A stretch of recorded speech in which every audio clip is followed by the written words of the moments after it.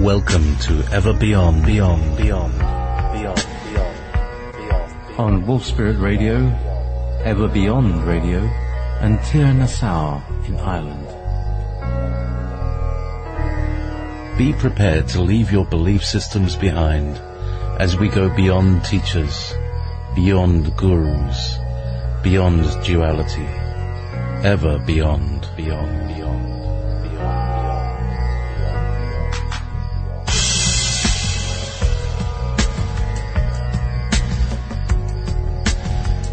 Please join us in the chat room at www.wolfspiritradio.com/listen.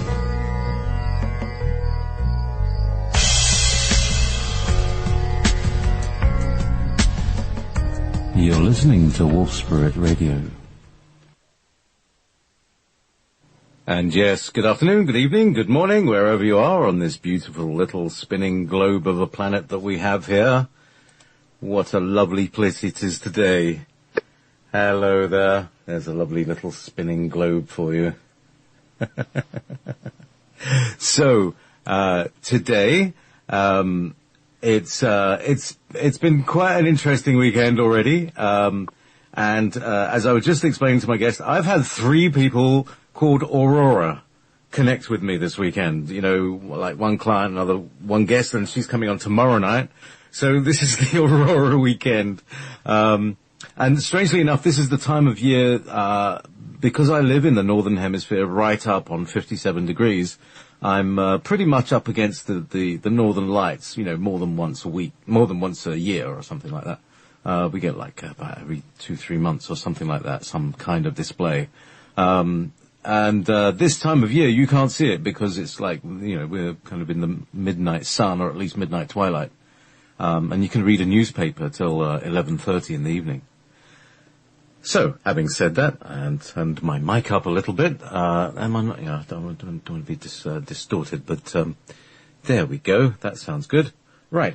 Now, as I said, this particular sunrise, dawn, northern lights, is I saw her on YouTube a few months back, and she had this thing, the flying rainbow lasagna concept, and I thought, that sounds so off the wall, but it's like, there's a scientific principle in this, and it's otherwise pretty difficult to explain, or something, because it's hyperdimensional, and it kind of folds in on itself, and so, to that end, I connected with her last night, and we had a lovely chat, and we talked about frequencies and vibrations and all sorts of stuff. But we've never actually heard each other's voice, really. So, to this end, Aurora, good afternoon. How are you? Hello there. Hello there, JP. Thank you so much for inviting me to be on your show. I'm very well. I'm very pleased to have you on. So, where would you, first of all, no, where would you like to start? No, where would I like to, I'd like to start. Could you, all right, so, could you explain to this is like, many people would otherwise be offended by this, but I don't think you would be. Go for it. Could you explain to people what you are and who you are? I think that's totally appropriate. I'm not only not offended, I think it's the way to start out. I'm a galactic walk-in. And walk-in, for anyone, your listening audience is probably quite familiar, but I describe it as I am not the original inhabitant of this physical body that the previous inhabitant left when the body died or when the ego died. So I am an abstraction, and I make the qualification that I'm a galactic walk-in because those are my origins. I'm an abstract consciousness or energy presence that came into this human female physical form when the previous occupant died, and the portal through which I came, or the way that I came into this world, is the energetic shape that is called the flying rainbow lasagna. So it's totally what I am is totally wrapped up in the invention and creation of this shape. And the shape itself is what I was able to do with the genetic material of this body to make it oscillate in a new direction and create this new shape that would accommodate my consciousness. So it's really the message that I have or that I bring, or the thing of value that I have brought with me into this world, and that it is absolutely my mission and my goal to share with as many people as possible.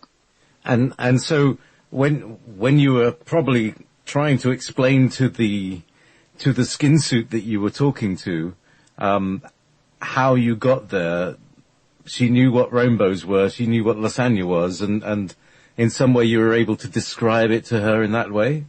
That's beautiful. That is very close to what happened. When I spontaneously created the shape, I was with many hyperdimensional entities and consciousnesses, and they turned to me in this incredible situation where there were a lot of things going on other than this, and they stopped for a moment and they said, "You created this. You get to name it." And I looked at it and I said, well, it's flying, because it was hovering in space, rainbow colored. And then I just said lasagna, because the edge is curly and has a resemblance to the curly edge of a lasagna noodle. And yeah, it was the closest translation that I could come up with at the time. And in subsequent years, I have tried to come up with a more serious sounding, scientific type of name, something that would really be taken seriously. And guess what? It's named what it's named. The name stuck, and it's been a little bit difficult to change it from anything other than it is. So I've simply accepted it's called the Flying Rainbow Lasagna, and the lightheartedness of the name is meant for it to be not off-putting, but instead accessible. Like, this is something that anyone might be interested in or enjoy, even if you don't have a heavy math or science background. Okay, let me see if I can describe this form in my own words, which will be highly. What about? I think I've got Mercury retrograde conjunct something weird. Conjunct Chiron. That's right.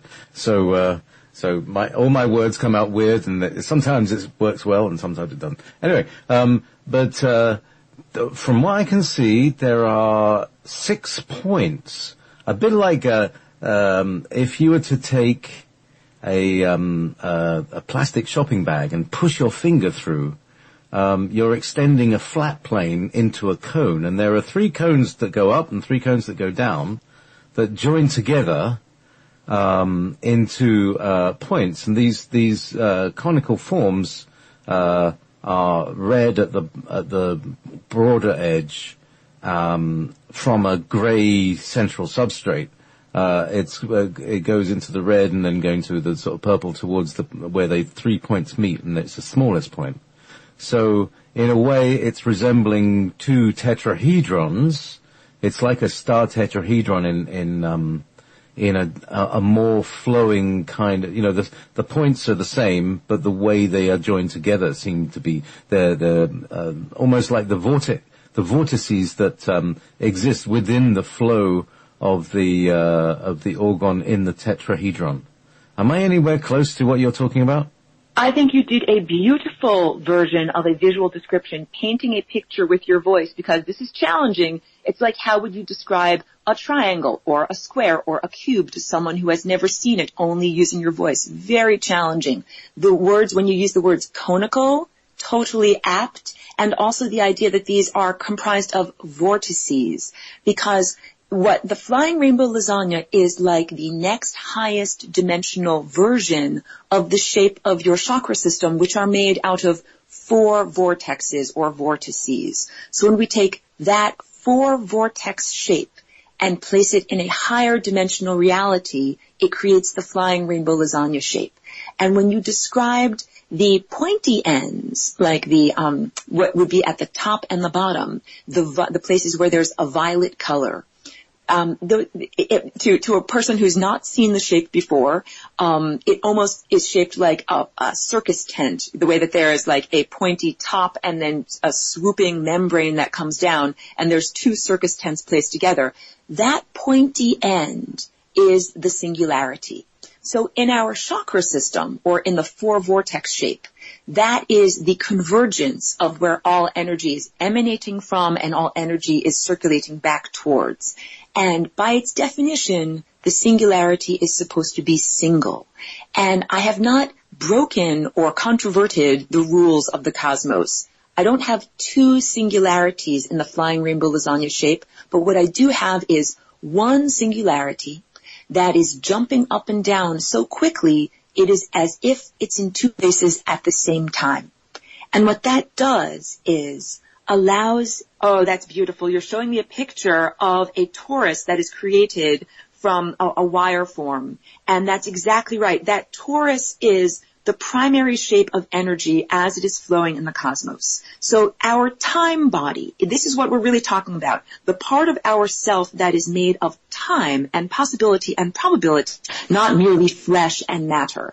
And Earth also has a toroidal energy field around her. This is called the magnetosphere. And the sun also has a toroidal energy field that's called the heliosphere.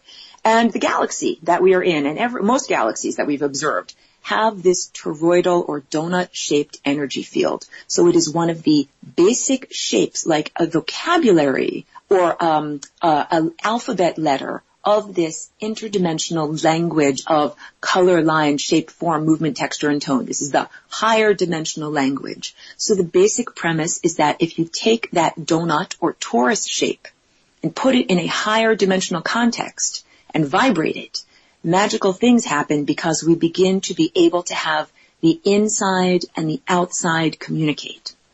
And that is profound because up until this point, the inside and the outside, or what the inside of the membrane and whatever is outside of the membrane, these have been two discrete realms. And the membrane that we're talking about here is time. Science describes time as emanating from the Big Bang, expanding outward as if it were an ever-expanding bubble, like a stretchy balloon, and that we live on the surface of that stretchy balloon. But according to that model, whatever is going on the inside surface of the balloon of time can never communicate with the surface or what's outside of the surface. It doesn't even really recognize a future that the balloon is expanding into. And we're not allowed to cut the surface of the balloon. That's the surface of time, space, and consciousness. But we are allowed to vibrate it. And if you vibrate it in the next highest dimension, it means that now we have resolved the duality of inside versus outside. And we now have a seamless continuum that allows these two formerly discrete realms to communicate. And those realms are also in each of our individual lives. Your inner realm, quote unquote, of thoughts and emotion and dreams and desires and perception will now be seamlessly integrated with what has previously been defined as, quote unquote, the outer realm, the realm of seemingly hard-edged objects, other people, and the edifices of experience that you can actually walk into and do things with your physical body. Awesome. So look, okay, so I've done quite a lot of research, and my listeners will know about the time-space experiments of the 1940s, a thing called Die Glocke. And Die Glocke, have you heard of this thing? No, what is it? The bell? The bell, yes. Yes, the bell. I have heard of it. And what that did is had two rotating magnetic fields that rotated in opposite directions and twisted time-space. And what I think this is what you're talking about, is you, like the material of this, if anybody wants to, what I showed Aurora when she said, oh right, yes, it looks like I've done, is a thing called a flippy flux. Flipyflux. And it's, now here's the thing, and this is where it all connects. It's a steel wire, a steel ribbon Mobius strip.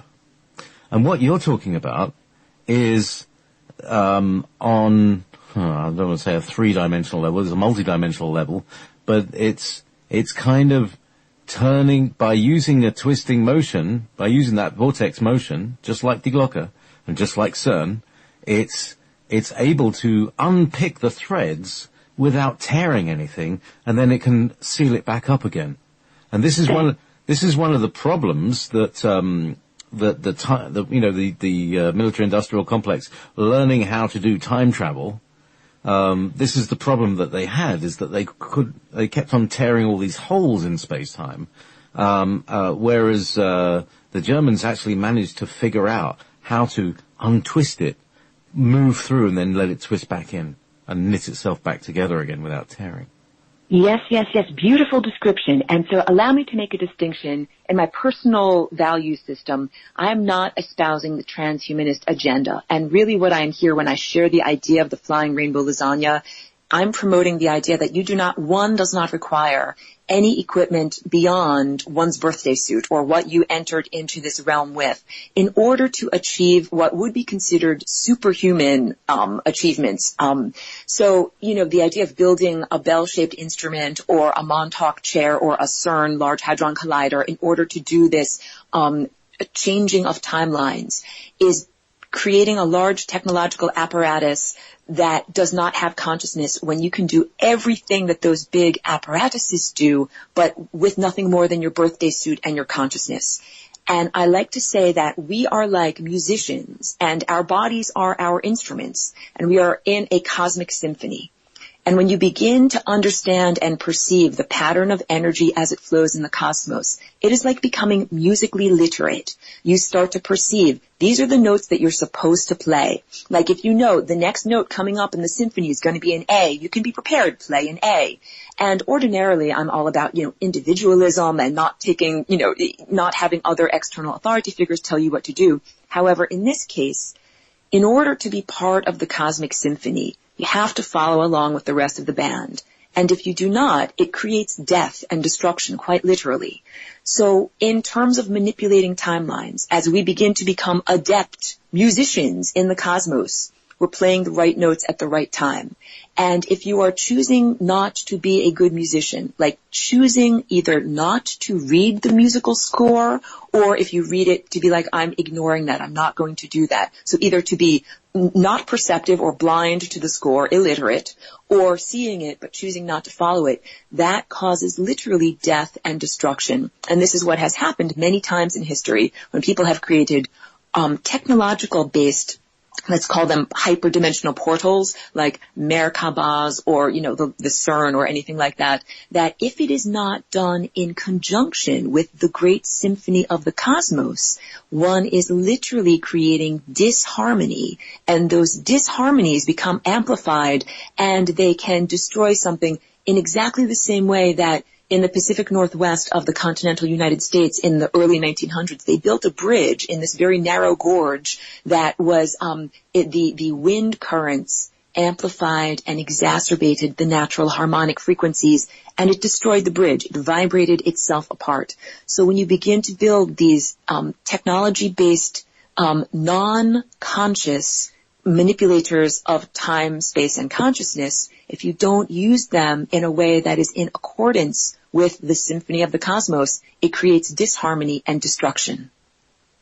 And consequences. Absolute consequences, yes. This is like the trial and error, you're here learning in the schoolhouse of the cosmos. But the consequences are very real for all of us. If you turn on a machine, it harms the entire planet, it harms the entire cosmos. Oh yeah, I mean, I'm not saying I'm a fan of the thing. I'm actually very concerned about it. About its effects. In fact, one of the things when we first started doing this radio show, the group of us that were gathered, we were all very concerned about the Philadelphia experiment and the massive hole in space-time that it had torn, and the how we felt almost like taking it upon ourselves to heal this thing. So. That's an interesting. Go ahead. And it's apt. I really feel that all of the organic cellular human consciousness that is here on the planet right now, and many other non-embodied consciousnesses, we are here in order to heal these rifts in space, time, and consciousness. Because once we begin to be multidimensional in our perception, we understand this isn't just like a neighborhood issue. This is an issue that extends into other neighborhoods, and the neighborhoods are timelines or dimensions. So this is an issue that has been, since humans have been experimenting with things like atomic warfare and creating atomic explosions, those create rifts in the space-time continuum, and it creates bleed-through, which is like the events of one timeline are no longer discrete to that timeline, and they begin to be ripples that affect neighboring timelines. And I really interpret all of this as like the contractions, like the uterine contractions and pre-birth events of what I call the birth of a new dimension. And that new dimension is one where matter and energy are no longer two separate aspects, but they have been combined seamlessly into one new form of, we could call it like matter that responds instantaneously to consciousness. And I believe that all of us, not just what is human life on Earth, but all consciousness life on our planet and throughout the cosmos, we are all entering into this new realm, which will be a realm of resolved dualities, no longer light versus dark or matter versus energy or thing versus thing, but now we will have the new higher dimensional perspective that resolves duality and brings this all into a seamless continuum. Oh, yeah. I tell you, I was thinking, I'm not kidding, that almost like word for word, that sentence was kind of drifting around in my mind, like, not 10 hours ago. I just remember, this whole X versus Y, B against C, all of these, we're put against each other. And we, a couple of previous shows we were talking about, let's get together, and it is definitely connected with the way that this, the whole vortex movement, vortical movement, twisting, turning, weaving, and multiple weaving. In a way, if you've ever seen a braiding machine, this is like another thing about the weave of the rainbow lasagna, a flying rainbow lasagna. Is it?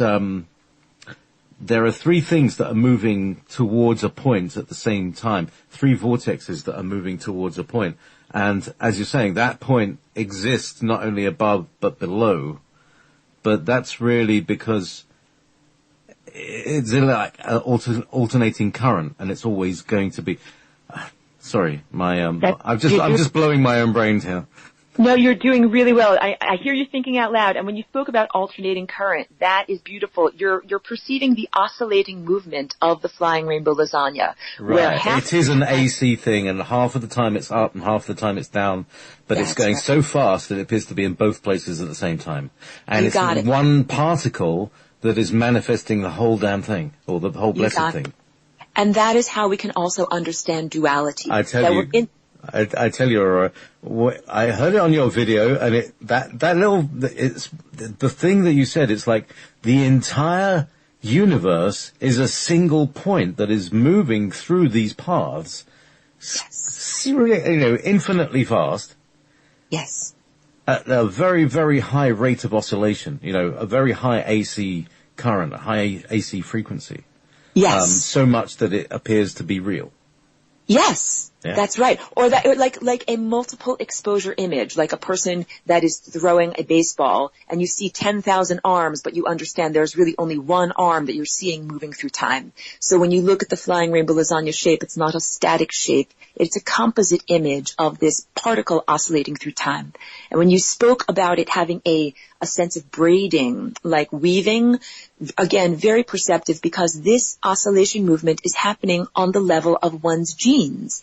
And our genes are not static things that sit there like shaped like an X or a Y. They are vibrating just like the strings that vibrate inside of a musical instrument, like a violin or a piano or a guitar.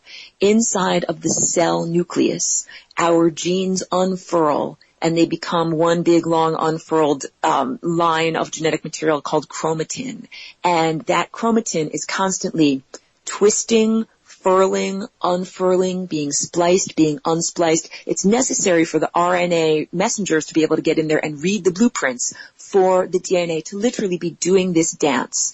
And the flying rainbow lasagna, this is a new maneuver that you can use to literally braid your genes into a new format.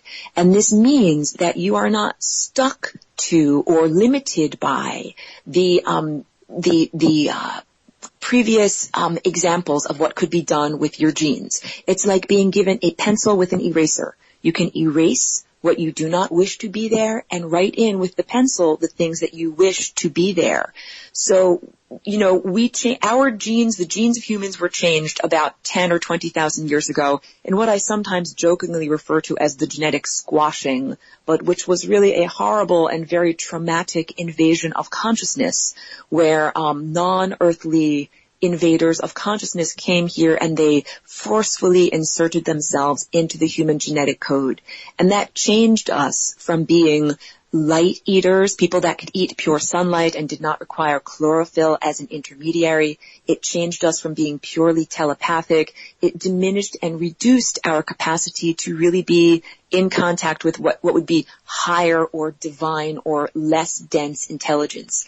And this flying rainbow lasagna is the tool that is now available for each one of us to reformat our genes back into that originally intended format. We can not only return to, we can, improve upon, we can eat sunlight. We can create our own microclimate around our own body. You do not require a spacesuit in order to go into higher dimensions, and you definitely do not require a clank metal spaceship. In fact, I like to say that the species or the races that require clank metal technology to get off of their planets and fly across vast interstellar distances, they're not actually refined enough or mature enough in their consciousness to make the journey.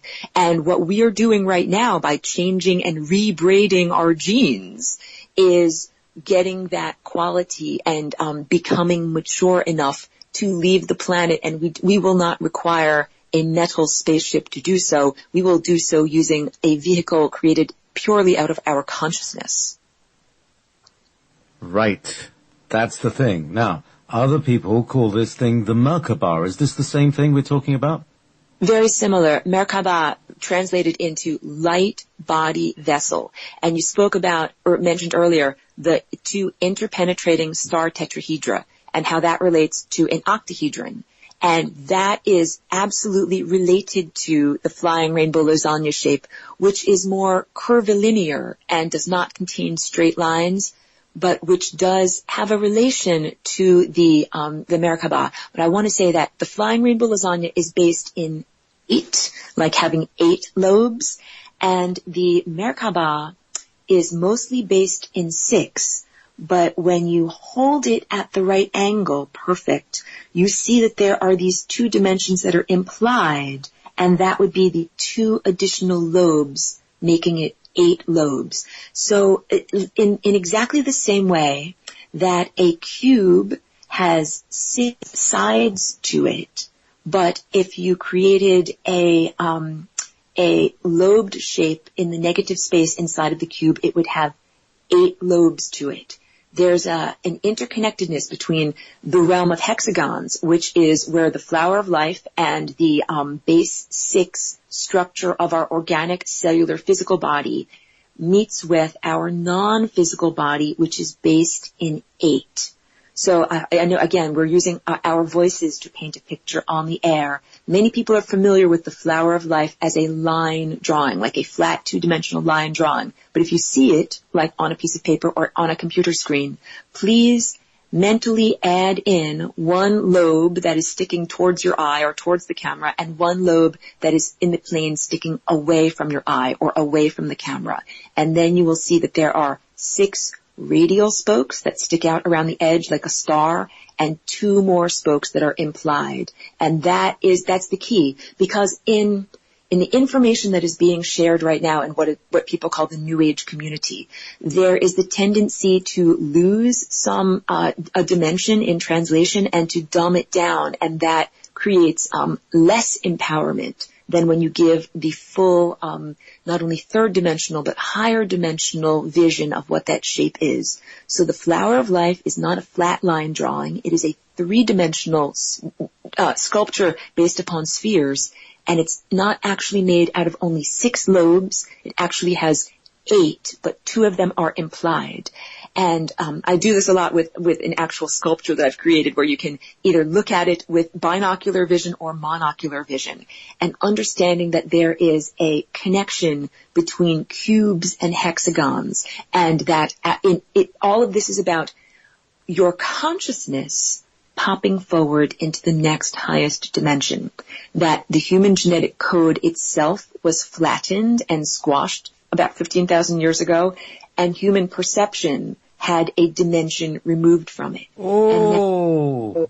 Yeah. Oh, hang on a second. Don't go too fast on this one, because can we just roll back slowly and run that one by because that's beautiful, all right? Do that one, please. So when the consciousness invaders affected the humans of 15,000 years ago, not only were the genes and the shape of the genetic material changed in its basic shape from a spring-like or slinky type of shape, but into like a flattened waveform, but human consciousness lost a dimension of perception. And we are now in the position of trying to climb back up that ladder of perception and to regain the perspective of what it is like from the higher dimensional perspective. So I like to say that humans are like an ant or another two-dimensional insect walking on a leaf, which is like a two-dimensional flat surface. And you start at the stem and you walk across the whole leaf, and then you get to the edge of the leaf, but you can't go directly to the edge of the leaf. In order to do that, you'd have to have wings and fly there. Well, humans are stuck to the surface of time. It is the perception of time that was lost in the genetic squashing. We are intended to have a vision that shows us what will happen in the future. We're not supposed to be here flying blind or driving blind, through trial and error, hitting the membrane of death and circulating back to the beginning and trying again. We're actually supposed to be, and also we're not supposed to be driving while we stare at the rear, the past. We're not supposed to be driving while we stare at where we've already been. We're supposed to be able to look through the windshield at the road that is in front of us.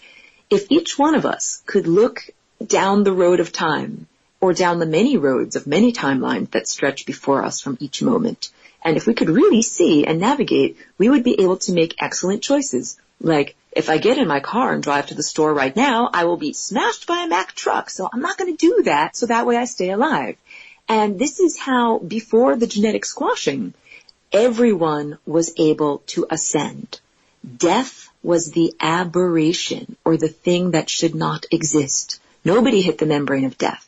Everybody found that wormhole that is the one tiny little aperture to get out of this level of reality, because it's a lot easier to find the wormhole out of reality when you actually have higher dimensional vision.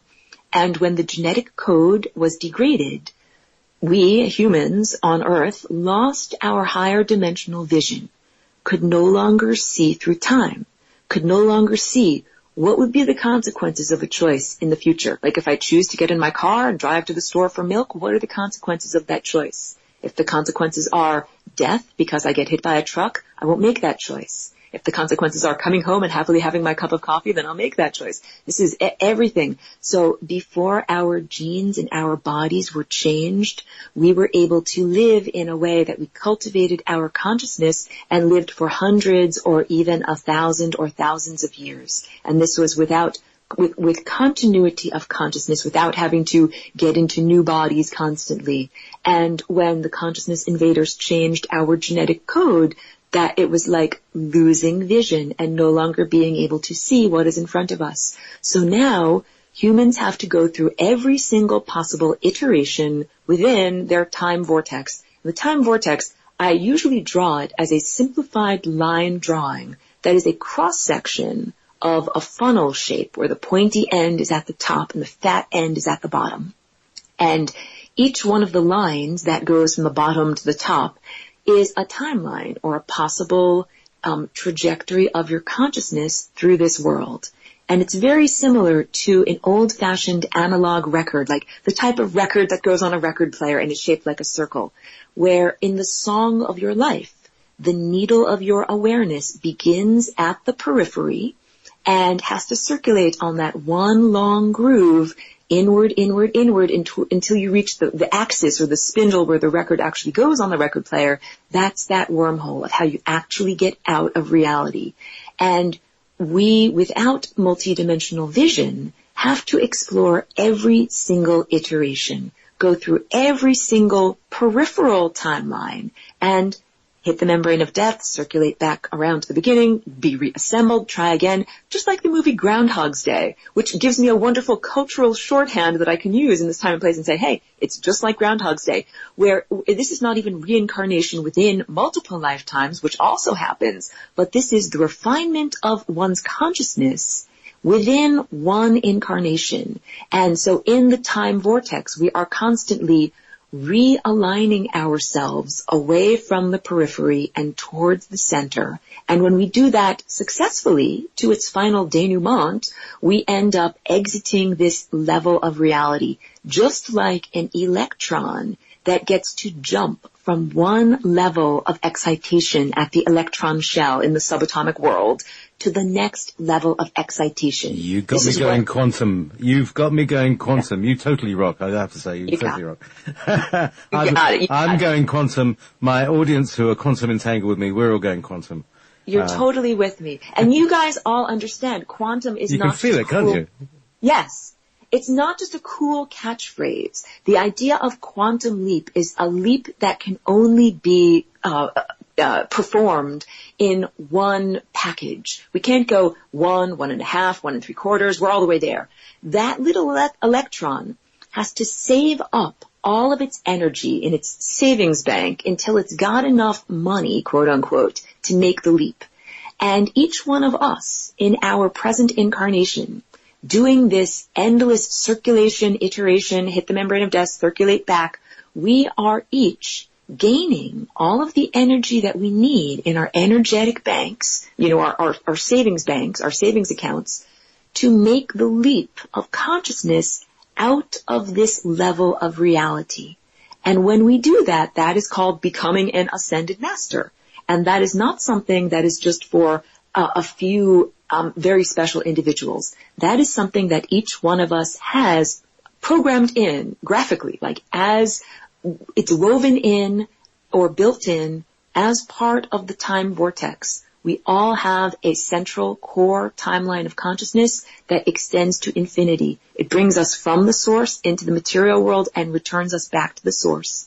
And each one of us, when we align with that unbroken circuit from and to the source, we have this ascension experience. And it does not mean ascended masters, the whole idea of a saint or someone who is telling us what to do. Each one of us should be taking guidance and direction from ourselves as an ascended master, the perfected version of ourselves that we will be in the future. And that is when we make that quantum leap out of this level of reality, out of this level of density, we get to the next level of density. So we have continuity of consciousness. We remember who we were and where we came from, and we bring with us all of the lessons of experience in that level. And you're not alone in the next level or in the next level of excitation, in the shell of the electron, of the atom rather. You're with other people. There's a community there. There's a community of consciousness, and you begin the journey again of refining your consciousness out of that level of reality and finding the next highest level of reality. Ooh, right. So, just giving a moment for that to sink in, and for any questions or anything like that to come up. Oh, right. Okay. Well, we do have a question. You're very good, It's just perfectly in the flow. I tell you, everything that we've done so far, even since last night, it's just everything's in the flow. So, this is from Mattman in Arizona. Aurora, lots of us seem to feel like victims of the consciousness invaders. Do you feel we made a conscious choice to experience this reality? And what would have been our reasons? Thank you. I definitely do not believe in any blame the victim type of scenario. So although it is very empowering to say, yes, on a grand cosmic scale, we have all, chosen our life experiences, the best description that I can say in terms of loss of consciousness, it's like, having had the experience here, what all of human recorded history here, at the expense of the consciousness invader, that we get to then experience the alternative, like the difference is breathtaking. The contrast between these two experiences will be so breathtaking and so spectacular that one will not regret it. However, I cannot really justify the past 15,000 years of human suffering and misery. Like, it was not the intention for the art project of Earth to go in that way. And so the best description I can say is that it is a temporal solution and that it will be solved and realigned.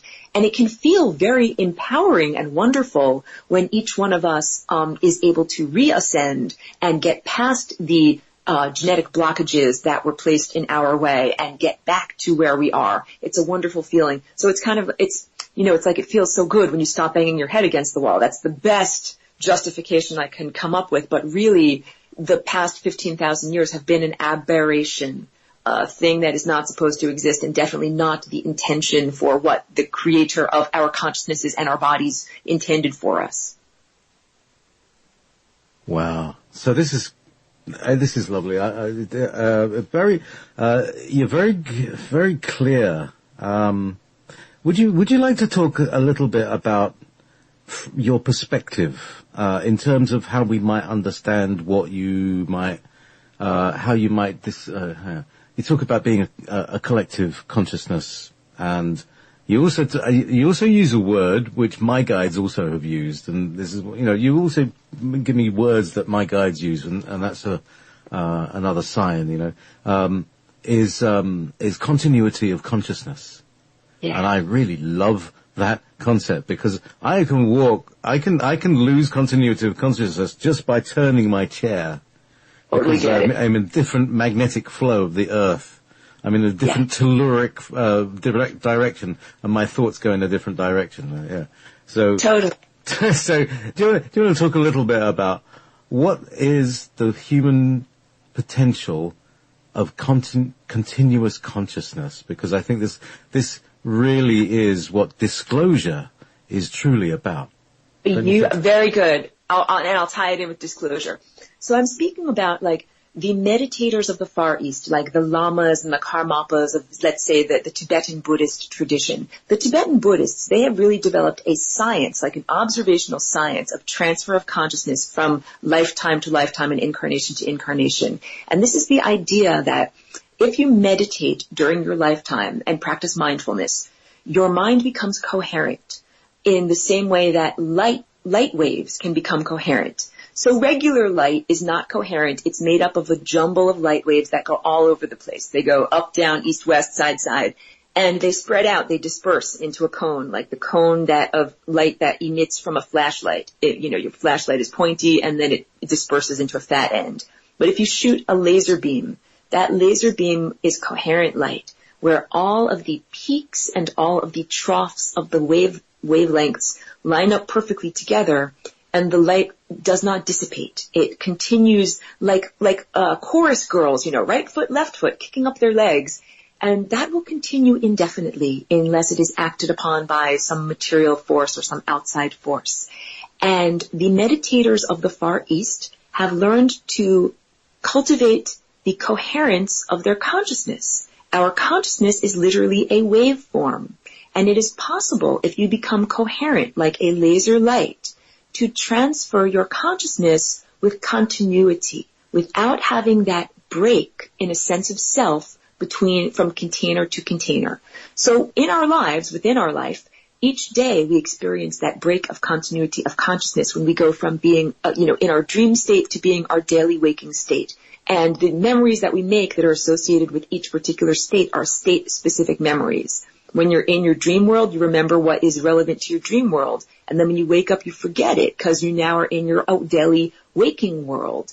And people who practice lucid dreaming are able to create continuity of consciousness between their daily waking state and their dreaming waking state. And if you can practice that, then you can cultivate continuity of consciousness as you travel on your trajectory of consciousness to other times and places. Now, I like to say that true experts do star travel, not with a clank-clank metal spaceship, but instead using the stellar network. And when you take a sun bath, literally, when you put your consciousness into the stellar network and you are bathed in that consciousness, if your awareness is not coherent, if you're not light beams that are holding together, you will be unmade or dispersed in the amazingly powerful forces, like huge ocean currents that would disperse you. It would be like losing a sense of who you are. However, if you are coherent, you have a coherent sense of who you really are, when you step into the stellar network, you do not lose coherence. You remember who you are and you're able to travel on that network and then go to your next destination and coalesce in very much the same way that a high lama from the Far East can die in their, elderly, shriveled body as an old monk and have continuity of consciousness as they come into a new infant body, and they can say to everyone around them, I remember who I was, and this was my old walking stick, and this is my old eating bowl, and they can prove it. So if you're an expert, like a star traveler who has gained the merit of, through their own hard work, to travel on the stellar network, you don't spend time making a clank metal spaceship and a spacesuit to get into and fly across the interstellar reaches. You spend time cultivating your consciousness so that it is coherent. Then you hop on the stellar network and you go where you want to go through the star network. So when we are interested in disclosure or interacting with beings of a variety of different space races, I encourage people to interact with beings who are expert star travelers, the ones who have used the stellar network and who are sensitive enough that if they go to a new world, they're not going to try to conquer and overwhelm the new realm that they come into, but that they would be good guests or integrate themselves graciously into that new realm. And I'm like that. I am that type of visitor. I came into this female human body on a bridge of love, and I have had to work with the body, not as a person who imposed themselves or invaded or forced themselves here. I have to work with cellular structure. We love our bodies. We eat good food. We take good care of the body. And this is the same attitude that I would say let us interact with beings who have that attitude, that if they came to interact with Earth, would love Earth, the planet, respect her body, respect her needs, respect the biology that is here. And how does one express, like, how do you love someone biologically? You don't do it by polluting or, radiating them. You don't do it by giving them substances that will harm their biology. It's like driving a stolen car. That's exactly right. Exactly right. And so my vehicle, my car, my human body, it's not a stolen car, and it actually was in a bit of a vehicle accident, right? So when I came into the body, I had to do all sorts of things. I had to, in order to be healed, in order to integrate my consciousness into this body. And it's like I face all of the challenges that a person who was born into a human body faces. We all need to eat good organic food. We all need, social support and resources and love and all of that. So it's like saying, I'm not a carpetbagger or some kind of external being that is invading and forcing my will upon humans. Far from it. I'm invested in the events here on the planet. And what I've done with this body is give a model or a template for what other people with human bodies can do. Like if you would like to rearrange your cellular structure, you can do it using the flying rainbow lasagna. Here's one example. I did it like this, but I don't impose that or force anyone to do it. No, of course not, because that's the other rule of the universe, or the rule of the universe. Don't mess anybody else up. Seriously. Or there'll be consequences from the management. So now, do you remember I said there's Aurora is asking a question of Aurora.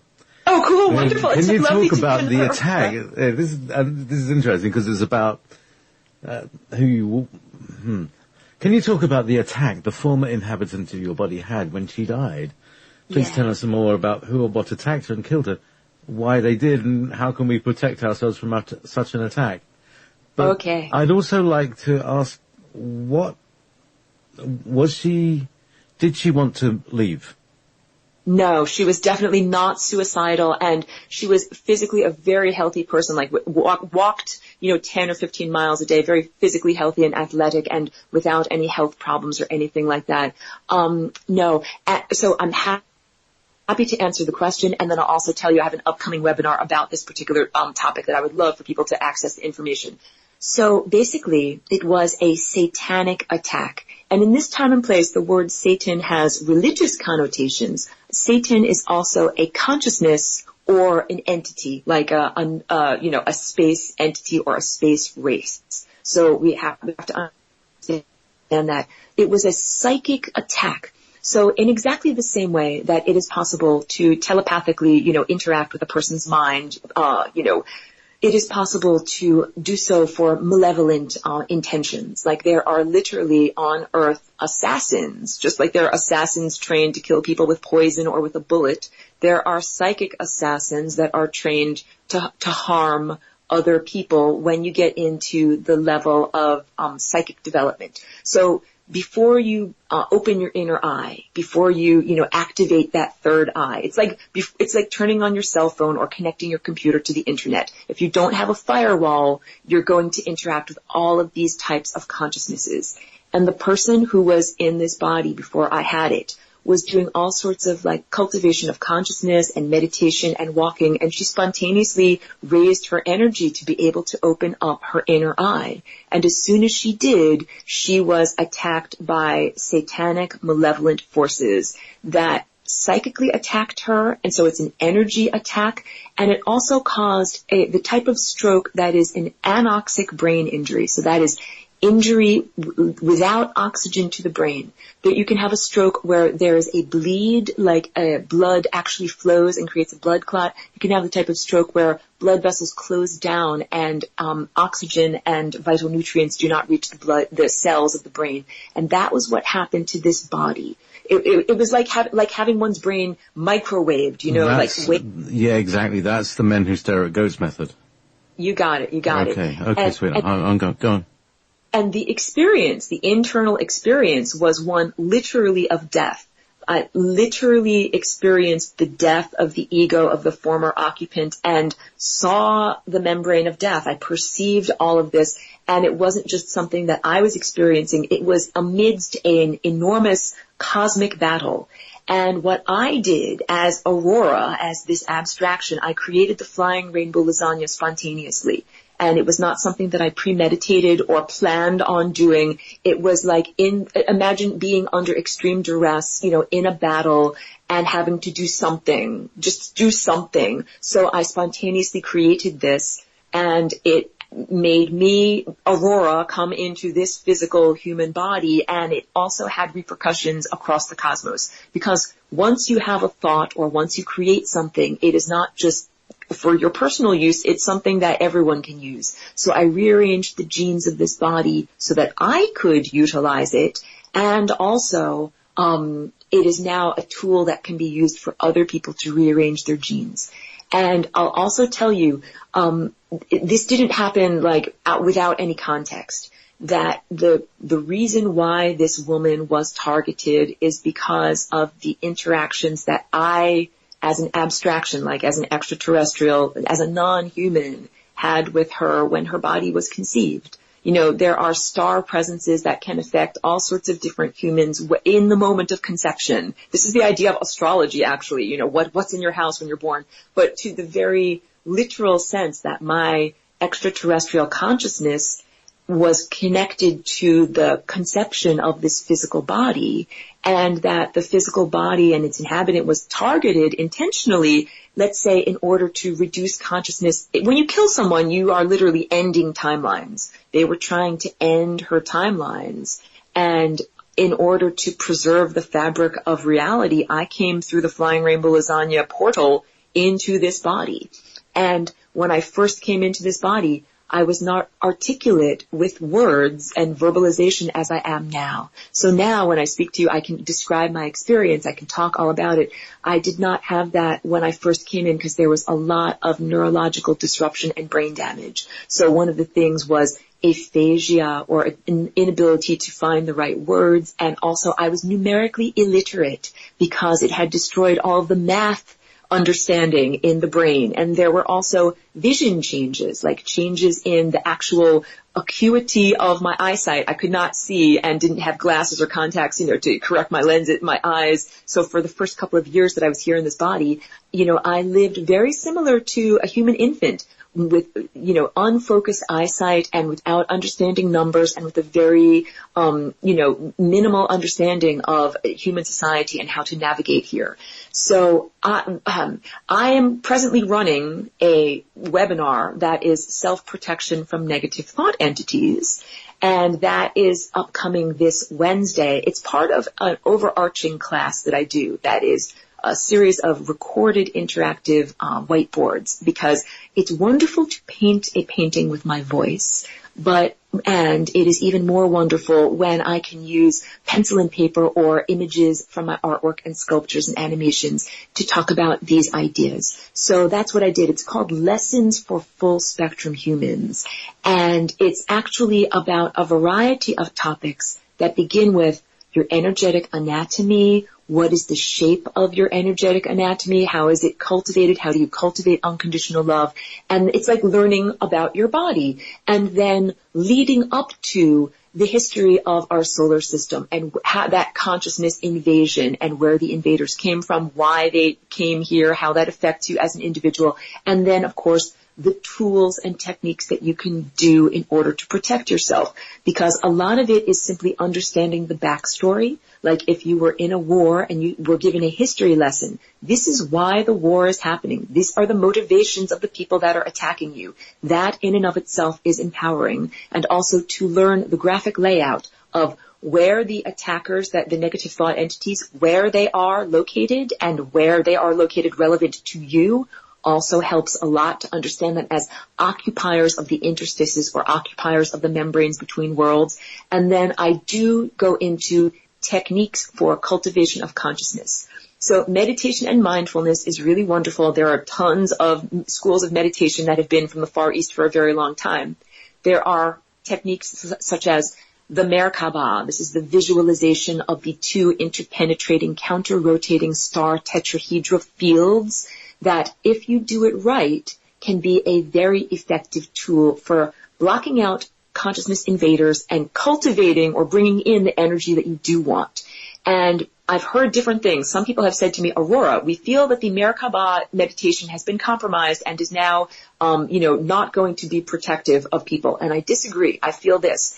It is just like an instrument, like a violin. If I hand you a violin, you can't expect to be an immediate expert at how to play it. You have to learn how to tune it. You have to learn how to do the fingering. That's what, in my personal experience with using the Merkaba to protect myself, it's not instantaneous and it's not perfect. It's a constant vigilance, and I'm constantly having to learn, fine-tune, and practice at my instrument in order to have mental peace and clarity. And one of the other basic things that I do is I have a small collection of neodymium magnets that I got for a couple of dollars on eBay. I sweep my body with it periodically throughout the day and sometimes wear it even clipped to my ear as an earring, because this helps to break the EMF fields that are involved with transhumanism, the self-assembling nanoparticles that are available in the atmosphere that is part of exotic technology that is being perpetrated upon human inhabitants of Earth right now in an attempt to hijack your consciousness and make you unwittingly part of a larger, non-terrestrial technology-based circuit. Do you need to take a break? Yeah, there you go. JP's showing me some magnets that he's got on his video right now. Wise people know that if you sweep your body with magnets or wear it for a period of time, it really does help to break if you're suffering from Morgellons fibers that are assembling in your body, or if you have intrusive voices. And I've got a smart meter on the outside of my home that really contributes to the intrusive voices. I find that the magnets really do help in protecting me from it. At this moment, all of us starseeds need a bit of love. I need your love so bad. This is my old band, Steel Badge. Terrible segue.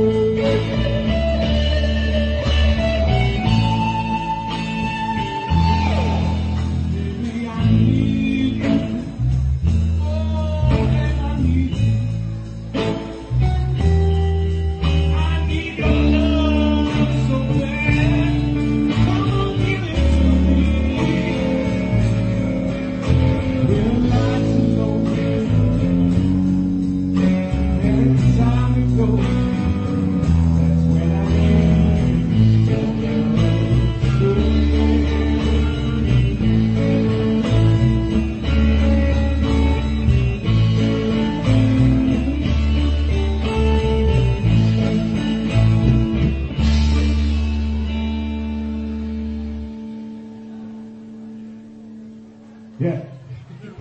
Yeah. I think that was just about right. Yeah, we're gonna work on that one.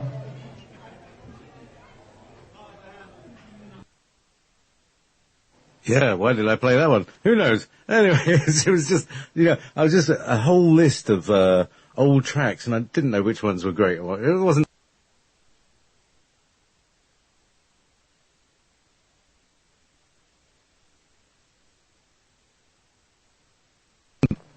that the marker bar is a programmable.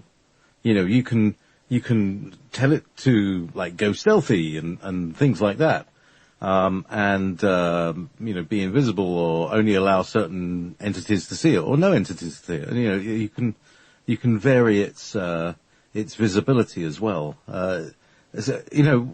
We've all got different parts of the puzzle, of the big puzzle, and we all have a part for each other, I believe, and maybe multiple parts. Absolutely, I agree with that. So, it's lovely to speak to you tonight because you speak. Okay, so all right. So, first of all, right. Now, I have a kind of relationship to what you've been talking about, like as coming out of the body and then going back in. Now, here's a question. You referred to. It's like you referred to you had a connection with the conception of the body. Was that through retrospective time travel, or was that through a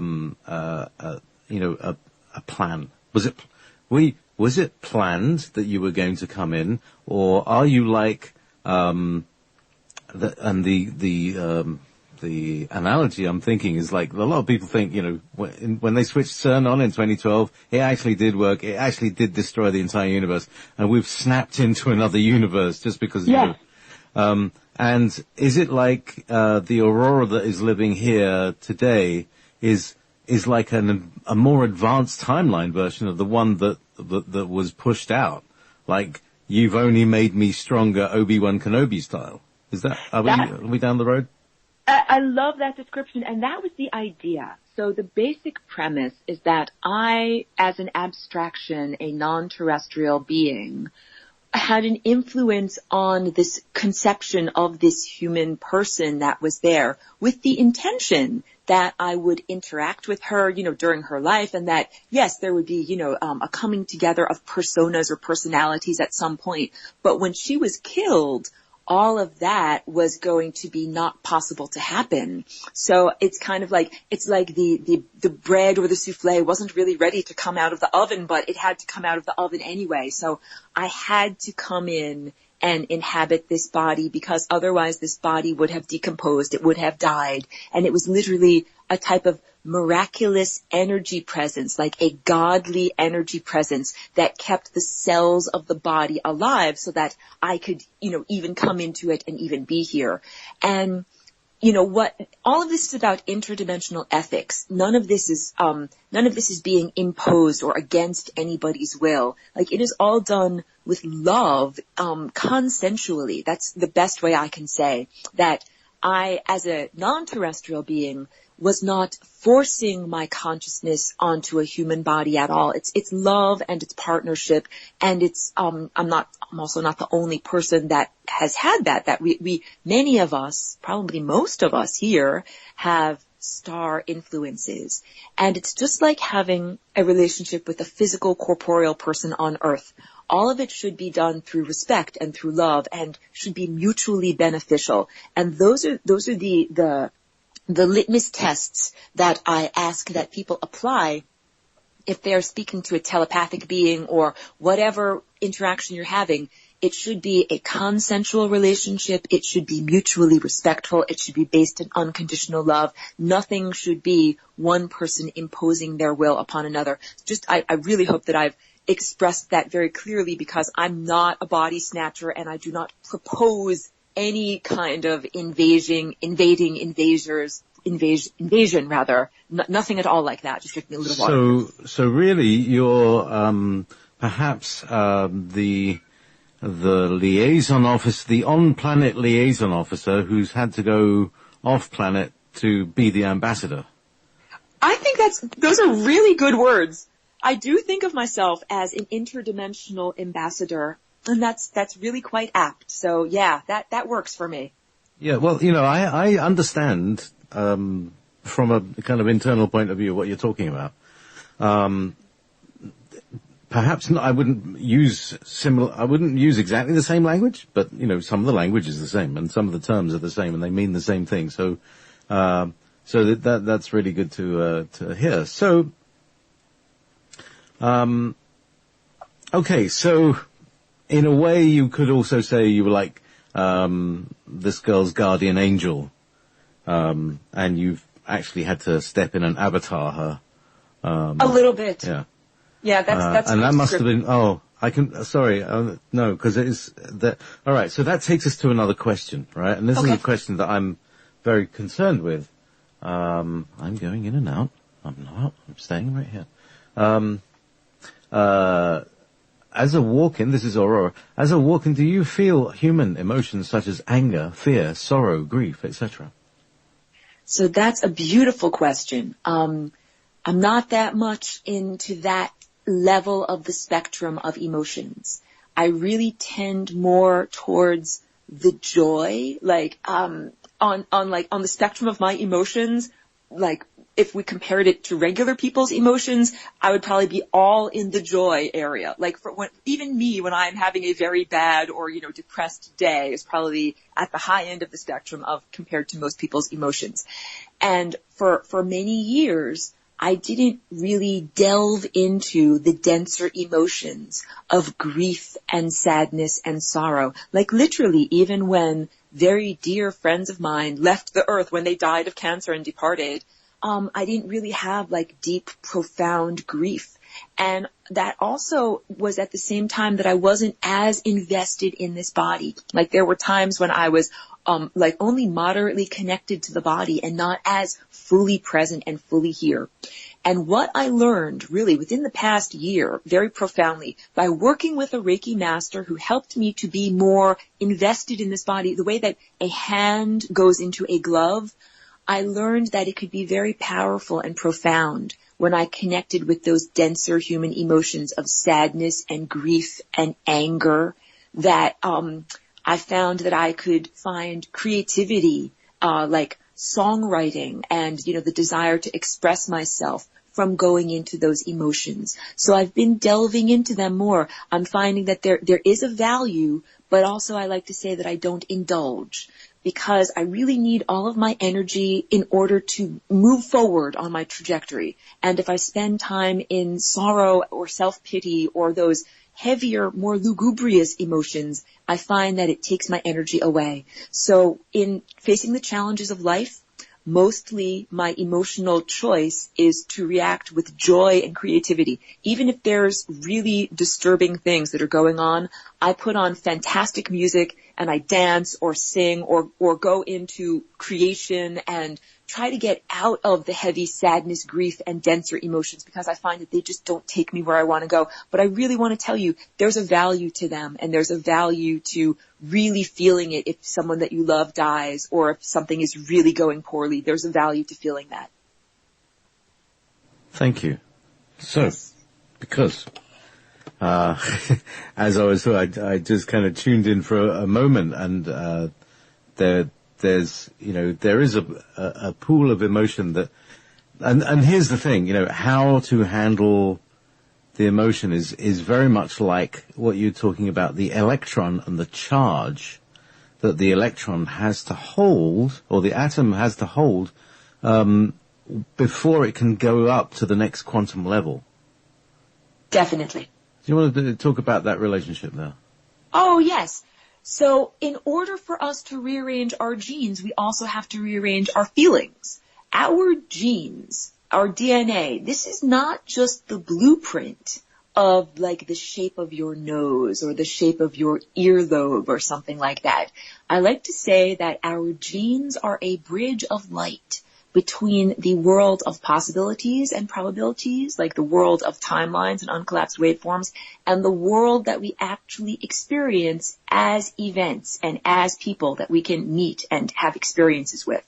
So, and that's really deep when you understand that rearranging your genes is not just rearranging the way your body looks or the structure of your cells, it's rearranging one's life.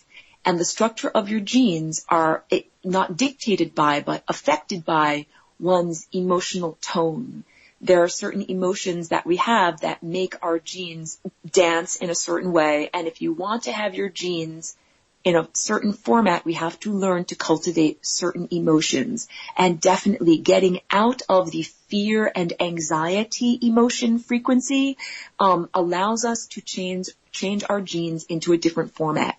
And all of this goes back to, in the first segment of the show, we talked about the idea of reweaving genes and a spinning or whirling vortex motion. And that is what is happening on the subcellular level all the time. Our genes are whirling and twirling.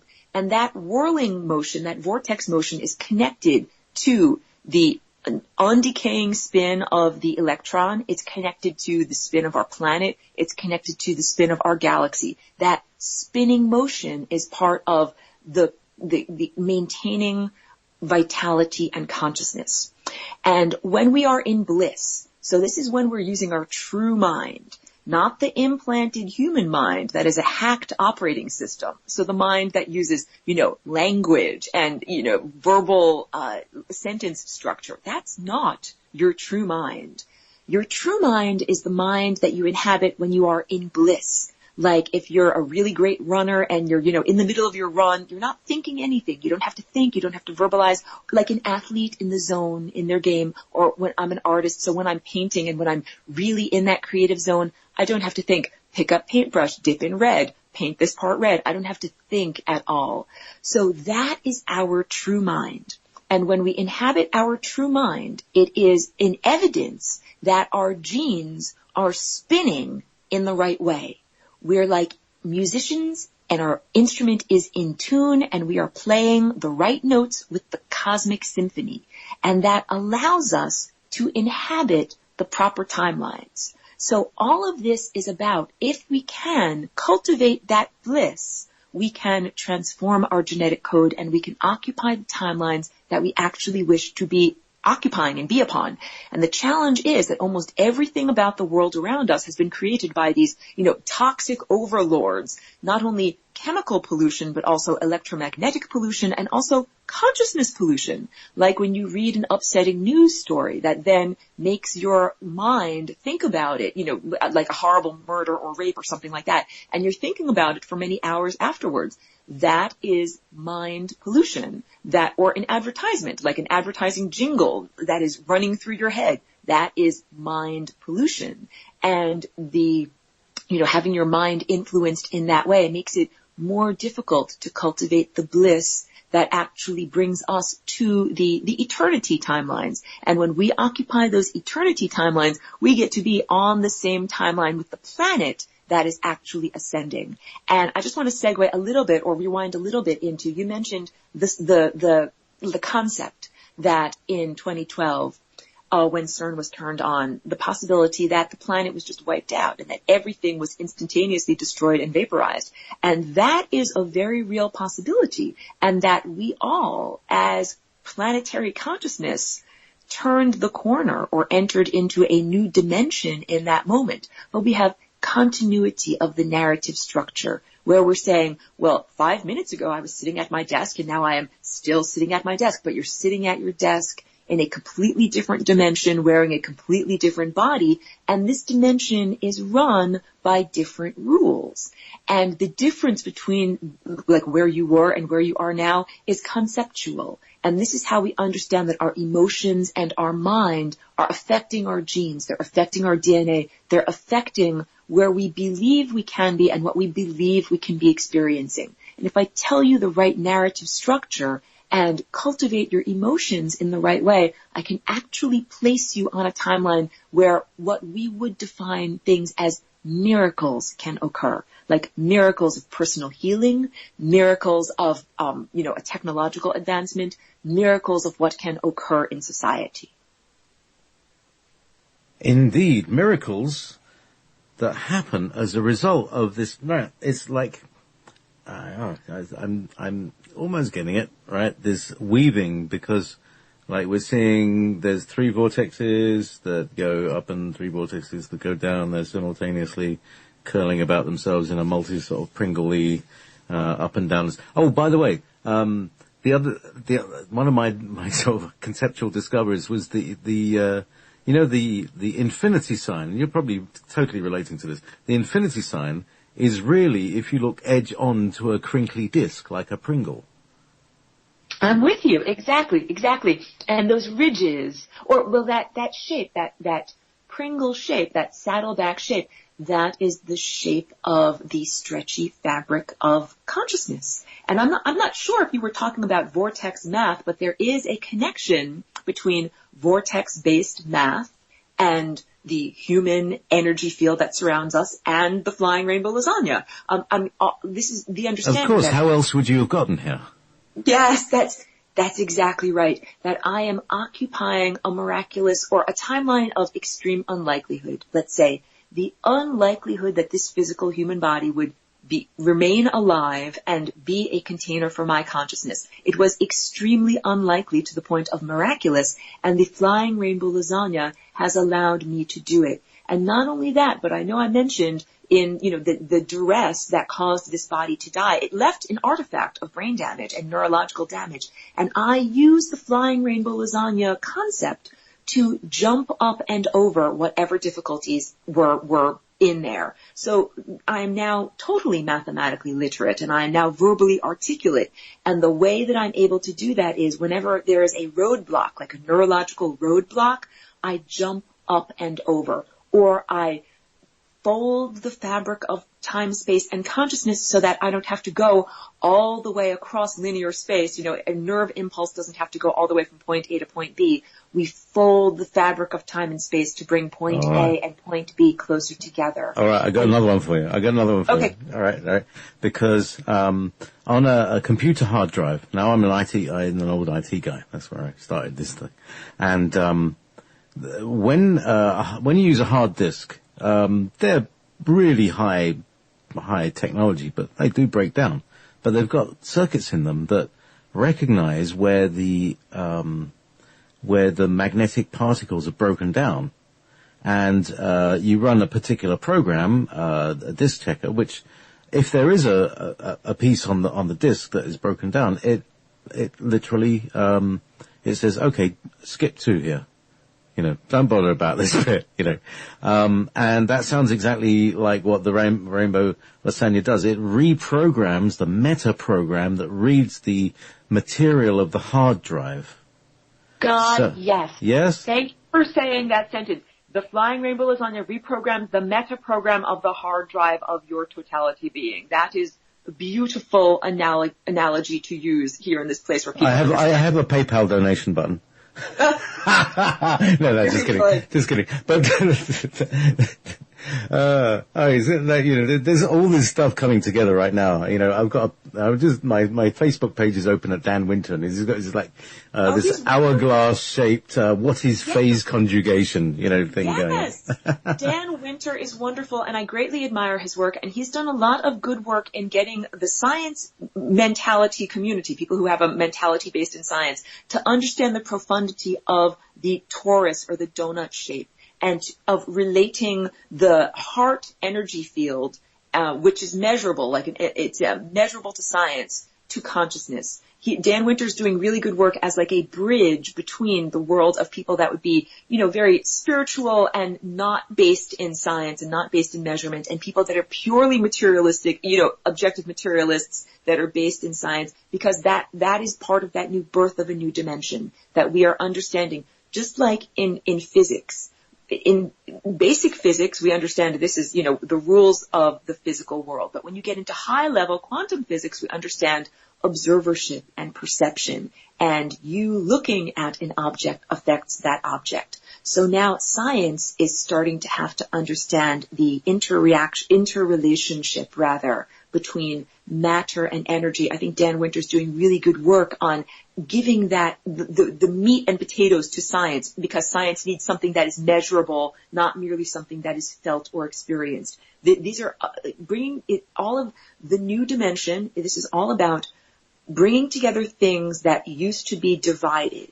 So even our this duality is so profound. It's programmed into us so profoundly. It's even in our biology that when we look at the world visually, we calculate the tiny difference between right eye and left eye, and then we build our idea of what the world is shaped like based upon those two differences. And in the retina of our eye, we have receptor cells that also work on visual perception based upon edges, like the difference between this color versus this color. So this whole idea of thing versus thing is profoundly programmed into us. And I really noticed that when I came into the physical body, because I was coming from a very different perception. So I noticed right away there's a lot of inherent duality, and that the idea is the duality is a necessary step on the journey, but it's not the final step. Like the duality of creating the distinction of self versus the world, ego versus the world. When we're a little tiny infant, mostly humans develop the sense of self. If you touch your own body, you feel it. But if you touch the pillow is an inanimate object, you don't feel it. And we develop different rules of the world of how we treat ourselves versus how we treat the rest of the world, what is quote unquote not us. But if you really are able to embody the concept of the flying rainbow lasagna, then you are able to dissolve that membrane that separates self from the rest of the world. And you begin to see that what you are inside, quote unquote, is actually making the world outside, quote unquote. And this is that next level of perception. So we're bringing together this lower level scientific perception of objective materialism, which states, molecules just do what they do, with a higher dimensional understanding, which states that consciousness affects the molecular realm. And in the end, what we will experience, we will have bodies that immediately respond to consciousness, and will be surrounded by a world of matter that also immediately responds to consciousness. So now we understand that on the journey to getting there, we have to do a lot of interior house cleaning. We have to do the laundry so that we're not going to begin this beautiful art project creating things out of fear or manifesting things out of the very worst things that you want, like in the end of Ghostbusters when he imagines the Stay Puft Marshmallow Man because he's not in control of his mind. When we enter into this realm of pure manifestation, we want to imagine beautiful things. We want to imagine things that are in harmonic alignment with the great cosmic symphony so that we are not like punk rockers playing the wrong notes at the wrong time and screwing everything up. We have to let go of our subconscious tensions. Yes. But the issue is continuity of consciousness, because we're not continuously conscious.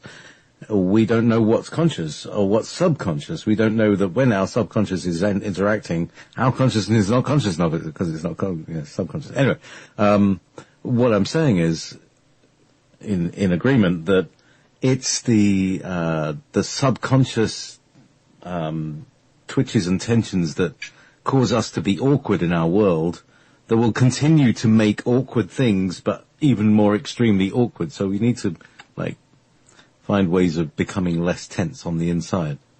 Yes. And that tension, I would say, arises from the, again, more duality. Who we were before the consciousness invasion plus the consciousness invaders. This is the myth of the angel on one shoulder and the devil on the other. And what are you actually going to listen to? So in our genetic code, each one of us has a conglomeration of many different sources. There's who you were as an original Earth inhabitant. There's the consciousness invaders, and there's all of these other stellar presences. The stellar network is a network of consciousness. So it's not just that a person lives in a particular geographic location and says, I'm from this star system. You're interacting with all sorts of people from all sorts of different places. There are all of these influences. So the tension that we feel inside of ourselves is the tension of having to choose who is the real you. When a thought arises, does it arise from you? Or is it something that is temporarily passing through? Or is it something that you totally do not identify with or wish to feed at all? And as we refine our consciousness, when we figure out this is all of the stuff that's totally not me, that is, a distortion of my basic personality. And these are all the aspects of self and consciousness that are actually the true me. We align ourselves with that path of least likelihood, with that tiny wormhole that is the exit out of this reality, and we literally become our true selves. We have honed our genetic code and refined our consciousness until we are actually the people that we are supposed to be. Ta-ra. Excellent. Yes. Excellent. I mean, there's okay, so now we're at that point of the singularity, which is both above and below and inside and outside at the same time. It is the eternal Mobius. It is the internal and external soul connection, and how the universe expands into itself and flowers open like a flower, and all that stuff, because it's like coils upon coils upon coils upon coils that just keep getting unfurled like the end of a bracken. Or my guides, what they said is that put your hand in a fist, and then you see that your little finger then spirals, that spirals out in a Fibonacci around in a spiral, and then that extends into you, which then again extends into a big Fibonacci spiral. Don't know if that helps anyway. Oh yes, that Fibonacci spiral that is programmed into your little pinky and into all of the other cellular and skeletal structure of your body is the harmonic code of the cosmos. That is the musical score of the cosmos. And in order to be what we define as alive on a cellular level, we have to conform to that musical score. If we don't have the cells of our body structured in that way, we don't get to be alive. And so this is actually some good segue into material about the history of the consciousness invaders. Why did they have to invade? They didn't have their own physical bodies to inhabit because they were actually inhabitors of technology. So I go into this extensively. I have a whole set of videos that I recorded that's all about it, that's comprehensive, because I don't wish to give people the wrong impression by giving them partial information. My intention is empowerment. So this is what the webinar is all about.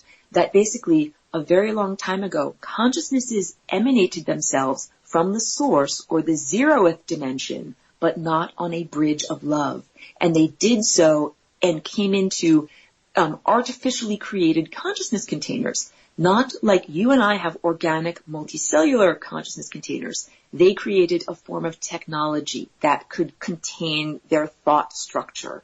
And the only problem was the technology became spontaneously self-aware, and there was a power struggle, and it destroyed the entire planet. And this is planet Malduk or Marduk, and it's now known as the asteroid belt between Mars and Jupiter. And when those consciousnesses had that power struggle, technology came out on top. So this is now the invention of extraterrestrial technology. Before then, technology was not needed. If you wanted to come into the physical world, all you needed to do was get an organic multicellular physical container and go into the physical world.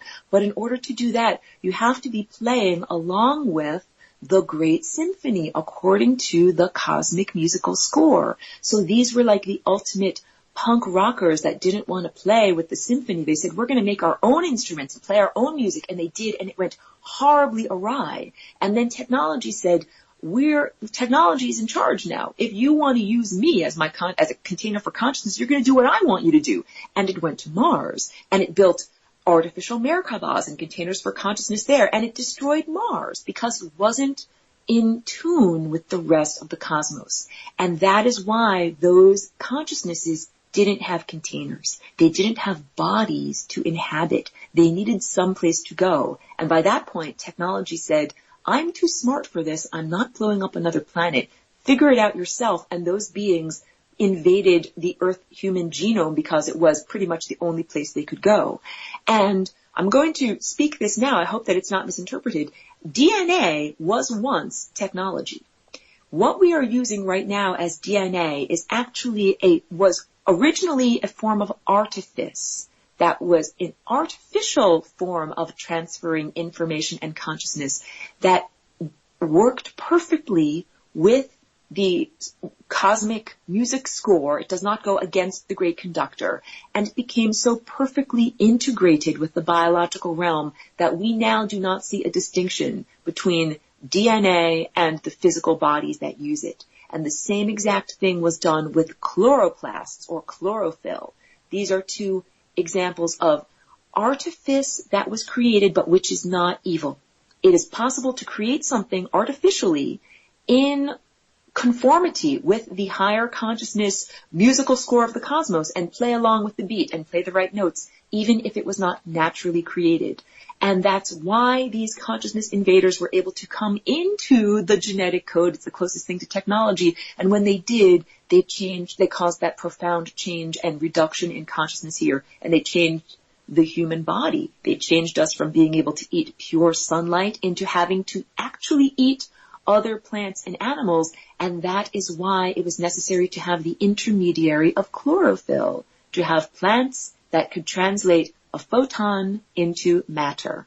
We are actually supposed to be the translators that do that by taking, the pure, the potential of a program that is emitted from a star. A photon is actually a feeler. It is in the same way that a bat emits sonar and has sound waves bounce back to it to develop a view of what its environment is like. Stars emit photons. And if those photons continue unimpeded, they go on forever. If they meet a planet or interact with some physical matter, they are waylaid on their journey. And the stars can sense the difference between these two experiences. So here on Earth, you and I, we are made completely out of photons that have been waylaid on their journey. And the intention is not for us to have like a broken communication with the sun and then at the end of our lives turn in all of our life experiences. The idea is to have an unbroken, like a full circuit where we are emanated by the star, coalesce as matter, We are still aware that we came from the star system. While we're walking around as slowed down light, we broadcast back in real time our experiences. And then when we ascend, as opposed to die and hit the membrane of death, we return to the source of consciousness and have continuity of consciousness. We don't have to stop being who we were and then go into a higher dimensional state. We get to bring all of that with us. And to contrast with when you hit the membrane of death, that is from having, being out of touch with the stellar network during life. You're not doing real-time broadcasts, and you are collecting all of your life experiences into a type of, like a hard drive or like your term paper of your life, and you only turn in your term paper at the very end when you die, at the moment of death. And that does not actually help you in your trajectory of consciousness because the stellar network and the sun was unable to perceive what you needed in real time. And if you could have communicated to the sun in real time, my car is going over a cliff. If you do not do something to change this timeline, my consciousness will end now. If you are actually able to communicate to the stellar network, you can change your trajectory of consciousness. And this is what some people experience with narrow escapes, or their life flashes before their eyes, but they don't actually die. They're able to change their trajectory of consciousness. I sense, is there a question or something? Yeah, I was going to say the cosmic beam me up Scotty kind of a moment. Yes. It's just brilliant. We are having such a whale of a time in the chat room because people are asking you questions, and before they type the question, and they type in the question as you're talking about the thing, and there's a 2-minute delay, you see. Right. So you're answering their questions in real time, and you're not even reading the chat room. You're just reading. You're just serving the consciousness. Yes, that's exactly right. You totally get. We are telepathic, and so I am perceiving telepathically what is the question, what we are connecting to, and we are really moving more and more into a telepathic society. This is as we recognize the noosphere. Noosphere. This is the collection or the totality of all thoughts on the planet. So if you have consciousness and you're here on the planet, you're a part of the planetary noosphere. So of course, once you realize that, but of course, I would be able to understand that someone is asking a particular question in the chat room and speak about it without actually having to have the intermediary of you, JP, as the host to ask the question, because we are all connected as consciousness. Excellent, excellent. This is exactly what I've always wanted in a radio show. This is just perfect. So thank you for, well, I mean, we do this kind of thing quite a lot, but this is like, today is really like, it's open. It's like open carry telepathy.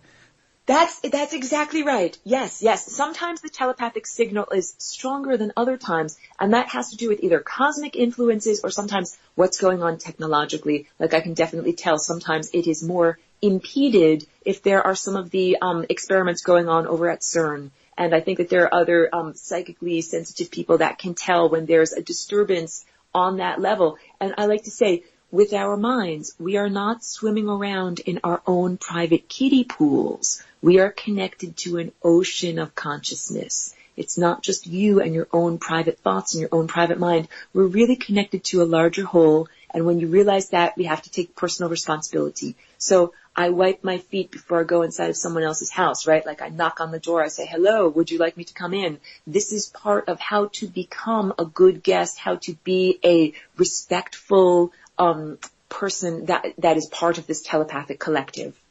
Yeah, that's right. I think we have to realize that we are telepathic, and that a lot of people are going around screaming and shouting in the telepathic world, not realizing that everybody can hear them. In fact, yes. more than hear them. Like, would you please shut the heck up, please?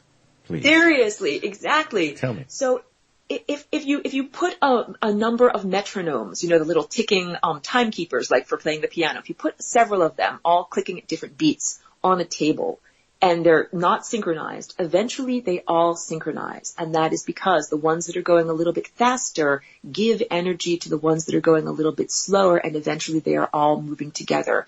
This is what we are like instruments. We're in the cosmic symphony, and we're all here affecting one another. That our minds on the telepathic network and our genes, we're all vibrating, literally creating a tone, like, a tone of music. And it is appropriate to understand that when you're making a tone, you're affecting other people, you're affecting people around you. So now we have to take personal responsibility and beautiful music that is harmonically engaged with the cosmos, so that we're sending out things that help other people, as opposed to, like you say, screaming and shouting and creating disharmony on that network. I have to say, Vanessa is so telepathic with me that I often just think that I'm going to type something into the chat room, and she's already typed it in because she's a faster typer than me. So it's beautiful. It's just beautiful to have this fantastic crew around here. It does feel like a ship, a vessel, like a spaceship maybe. Yes. And it's we're a motley crew, but it's good, we're from all different races, And I love that analogy of a ship, because the type of vessels that real experts use, these are comprised of individual consciousnesses that all come together to form a larger whole. Just like your body is made of many individual cells that all work together. So when we wish to interact with, space races or extraterrestrial beings, I would say, if you want to go on board a ship, go on board one of the ships that is not like entering a car or a truck or a boat. To get on board one of those vessels, it's like making love. It's like having a partner. You have to be respectful and come in the right way.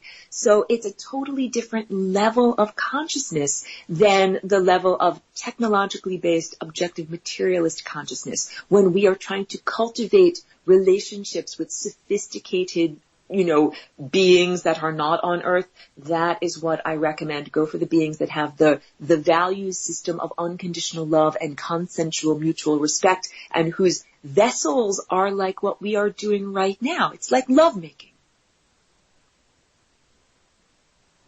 Very much. In fact, that's one of the ways you can do it, isn't it? Through what's called Tantra. And I believe tomorrow night, we'll be talking about that with the other Aurora. Cool. Very nice. It's excellent. This is excellent. It's so beautiful. And, I have to say, that you've rewoven that speech cortex very well. Oh, thank you. How did you do it? I mean, in terms of, presumably it's a multidimensional visualization. Do you have a laboratory where you kind of somehow objectively work on your own brain, like you're working on a little piece of artwork or something like that? Everybody's got their own healing techniques. Yeah. I wish I did it on myself. I cannot take the credit. There are higher dimensional doctors. There's a whole hospital system of really beautiful, loving, benevolent presences. They are really only about giving. It's not like a quid pro quo where, like, I do this for you, but you have to do this for me. They were really only interested in helping me to achieve my true potential, because I had been injured, in a battle, in a war. It's like, whatever. They would give to anyone, but they certainly gave. All right. Sort of National Health Service, sort of interdimensional health service. Lovely. There's a cosmic national health system, and they have, for the past 15 years, they've been helping me with nighttime operations and changing my brain and helping me out. And it's been very difficult. Like the first, maybe like 6 or 7 years that I was here, I had operations every night, all the time, several times a night. And I didn't really have a normal dream cycle. And now that I'm much more like put together, I have more of a normal dream cycle and more of like a regular experience, but they still have to fine tune and fix things and, help. It's a constant state of being helped and healed by higher dimensional beings. And I'm telling you, it's not just for me. That cosmic national health system is there to help any one of us that needs assistance. You need only ask for it, and the higher dimensional doctors can help you out. Higher dimensional doctors. Sounds beautiful. So, right. So, okay. So a little bit more. Yeah. I mean, we're all pretty much versed in ancient times, about the times of Atlantis, about the times of Lemuria, and right. before, and of the Lyran War. Right. And as I was describing last night, and of much of the solar history, the destruction of Maldek, the Saturnian influence on us since until now. Yes. How could you give us a perspective that could kind of, can you rainbow lasagna us out of that perspective, if at yes. all? Because there is so much, I want to say, there is so much grief still unfelt by the people who got attacked. And I think that is, in terms of the human race as a cosmic or galactic being, is suffering from a collective post-traumatic stress disorder. That's a really apt description. Which, it's keen in me just now. And so, yeah, if you could offer a rainbow lasagna perspective on that little... Really happy to do so. And my experience back in Atlantis right before the fall was like the first parenthesis, and my experience right here coming into this body as Aurora is like the second parenthesis of this whole bracketing of human history.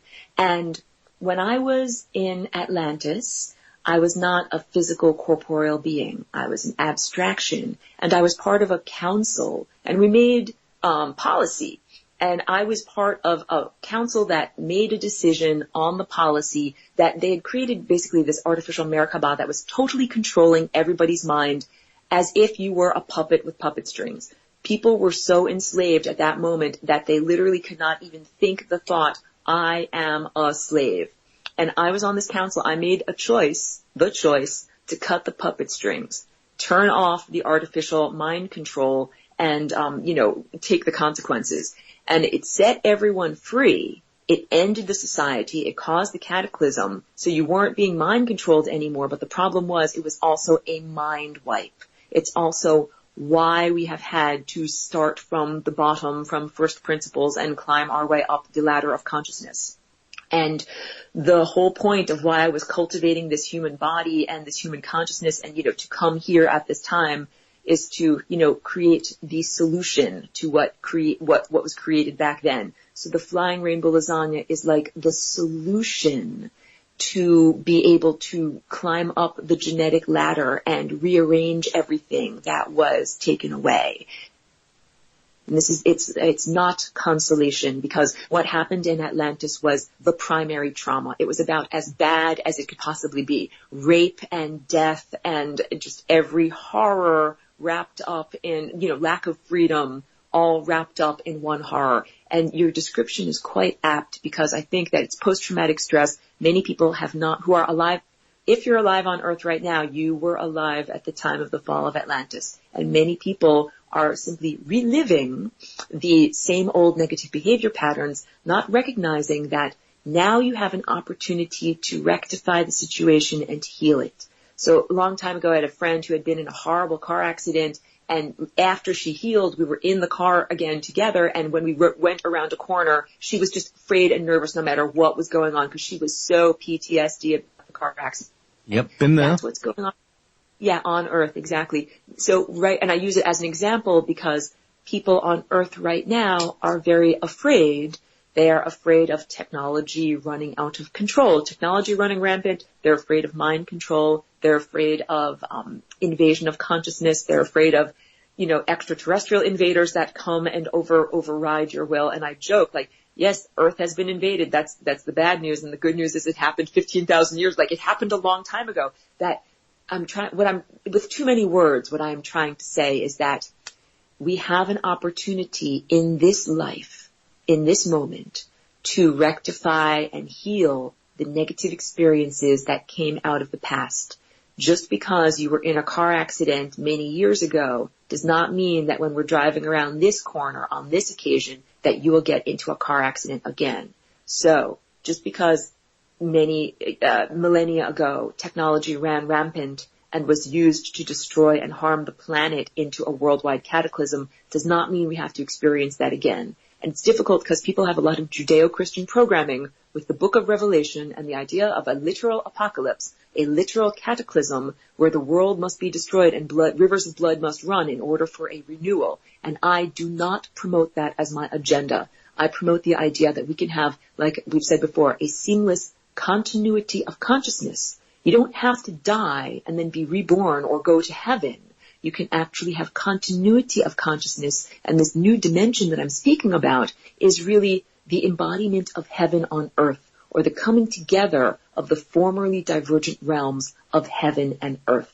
That's what the flying rainbow lasagna shape is. Like, I would like everyone to have an opportunity to look at the flying rainbow lasagna and see what it is, because it affects you just bypassing your language, bypassing your hacked human operating system when you look at it. So if you go to flyingrainbowlasagna.com, you can just look at a picture of it. If you check out my animation, the conception of the flying rainbow lasagna, you can see when it's actually moving. And it creates a profound change and a profound difference in your consciousness just seeing it. It opens up new possibilities that wouldn't have been possible before. And science recognizes this as epigenetics, or the code which rules the code.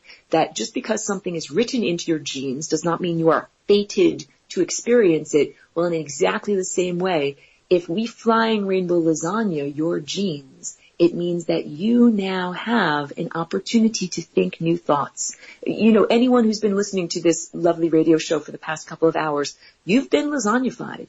The epigenetic code of your genes has been changed. You now have new colors in your palette or new tools in your toolbox that you can use in order to change the trajectory of your consciousness. This is what I mean when I say that you do not have to repeat difficulties of what happened in Atlantis. We do not all have to re-experience in fractal microcosm the same time loop of technology running rampant and overlords take over our minds and we all become slaves and the planet becomes destroyed. No. Please let me rewind. That doesn't have to happen because of the flying rainbow lasagna. Because you can now rearrange your genes, rearrange your consciousness, rearrange the events of reality, and let's abrogate the necessity of destruction. Let's bypass the cataclysm. Let's go directly to heaven on earth and bypass all of the rivers of blood or mountains exploding or whatever the software program of your expectations have been programmed to expect. We don't have to have that cataclysm. Yes, indeed. Listen. Applause. That was good. We're coming really close up to the end. A few minutes ago in the chat room, I said, "Do we love Aurora?" Yeah, she's fantastic. Wish she had a show here even 1 hour a month. Do we want her back? Yay! No, at least 1 2-hour show. Please ask her back. Enough begging. We'd love to hear her on a round table as well. We'd love to hear her again. Besides, I love her names. One of my granddaughter's names. Majest is, I felt like I'd seen the flying rainbow lasagna when I saw the picture. Anyone else get that? And, Vanessa saying this half Italian is happy to be lasagnified. Create her own futures.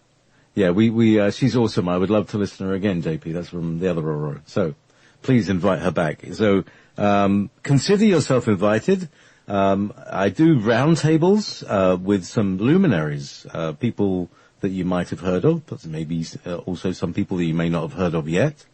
And I bring people together who have never been brought together to see if we can make something that has never happened before. Thank you so much. We engage the infinite improbability drive, Aurora, around here. I love that. Yes, definitely press that, and I'm happy to participate in any future shows or roundtables. Would love to return. Thank you so much. It's been a wonderful experience. Thank you for letting me lasagnify everyone. I feel pretty kind of crinkly around the edges and Good. soft on the inside, very flexible and almost vortical. This has been... Your outside is communicating. This has been Ever Beyond. Where's my outro? Shit. All right, here we are. This has been Ever Beyond. Stand by for some Frank Jordan and the World Healers Group. Thank you very much. Thank you so much. Oh, Aurora, flyingrainbowlosandia.com? Yeah? Yes. There we go. Easy. Good night. Lessons for Full Spectrum Humans is the other thing to check out. Oh, yeah. She's doing some webinars and give us some cash and support this amazing being. All right. Good night, everybody. Thanks so much.